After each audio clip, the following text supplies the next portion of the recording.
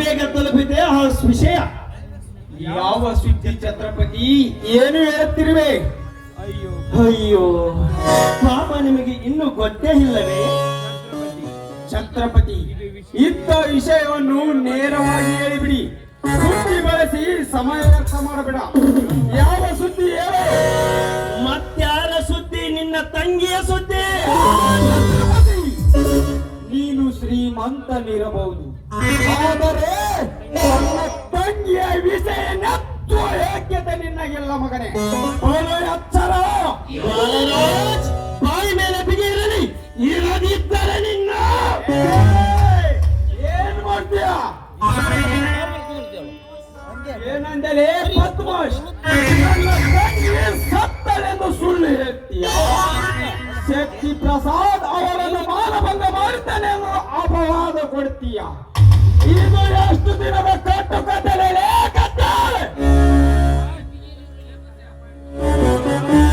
ಬಾಲರಾಜ್, ಬಾಯಿ ಬಿಗಿಯಲ್ಲಿರಲಿ, ಇರದಿದ್ದರೆ ಏನು ಮಾಡಿಯೋ?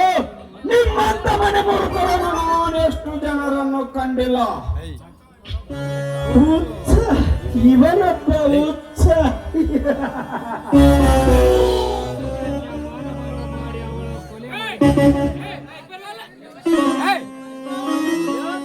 ಚೇಂಜ್ ಮಾಡು.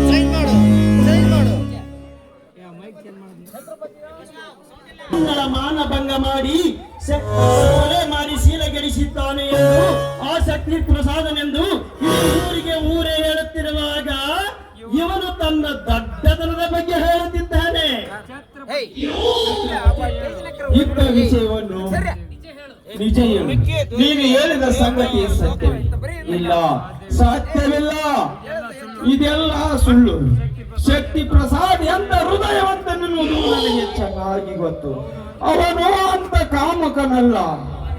ಅವನ ಮನೆಗೆ ಹೋಗು, ಎಲ್ಲ ನಿನಗೆ ತಿಳಿಯುತ್ತಿದೆ.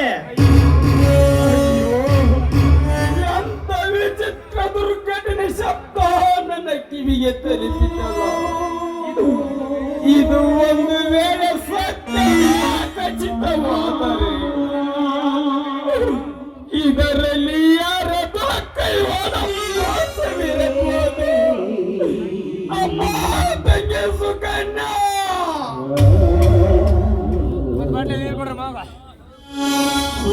ಹೋಗು ಬಾಲರಾಜ, ಹೋಗು. ಈ ಛತ್ರಪತಿಯ ಮೋಸದ ಜಾಲ ನಿನಗೆ ಅವಾಗ ತಿಳಿಯುತ್ತಿದೆ.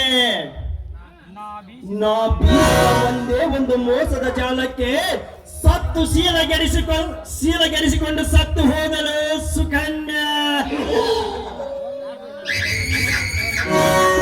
ನಿನ್ನನ್ನು ಶೀಲಗೆಡಿಸಿ ಕೊಲೆ ಮಾಡಿದ್ದು ನಾನು. ಅದು ನಮ್ಮಿಬ್ಬರಿಗೆ ಮಾತ್ರ ಗೊತ್ತು. ಇನ್ನು ಉಳಿದವರ ದೃಷ್ಟಿಯಲ್ಲಿ ಆ ಶಕ್ತಿ ಪ್ರಸಾದನೆ ಕೊಲೆಗಾರ.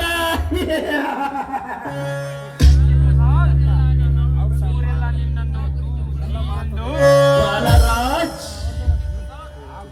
ಶಕ್ತಿ ಪ್ರಸಾದ್, ಊರೆಲ್ಲ ನಿನ್ನನ್ನು ಚೀತು ಎಂದು ಕ್ಯಾಕರಿಸಿ ಹೊಗಳಬೇಕು.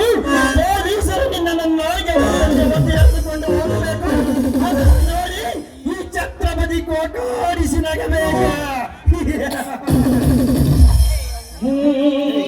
ಅದರಂತೆ ಪೊಲೀಸ್ ಸ್ಟೇಷನ್ಗೆ ಫೋನ್ ಹಚ್ಚಿ ನನ್ನ ಕಾರ್ ಸ್ಥಾನದ ಬುದ್ಧಿ ಉಪಯೋಗಿಸಿದೆ. ಆಯಿತು.